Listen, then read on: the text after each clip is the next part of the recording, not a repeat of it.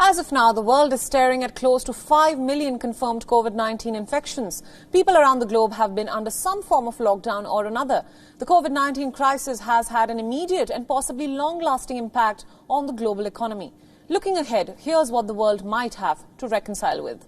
According to a report by the World Economic Forum, the COVID-19 crisis is likely to trigger a long-lasting global recession.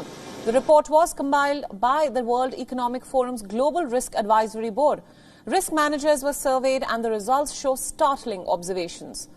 Half of the risk managers expect bankruptcies and industry consolidation.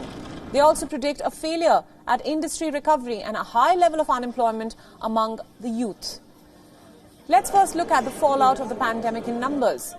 500 million people are at the risk of poverty. A drop of 3% is expected in world output. Global trade is expected to fall by 13 to 32%. 80% or 1.6 billion students worldwide were out of school in March 2020. 34% of adults had an adverse impact on their mental health during this lockdown.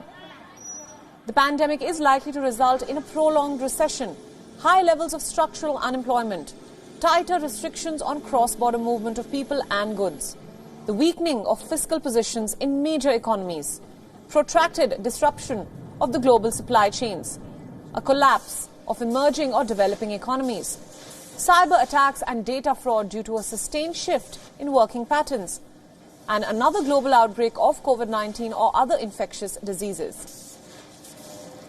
The managing director of the World Economic Forum, Saadia Zahidi, has said, and I quote, "The crisis has devastated lives and livelihoods. It has triggered an economic crisis with far-reaching implications and revealed the inadequacies of the past.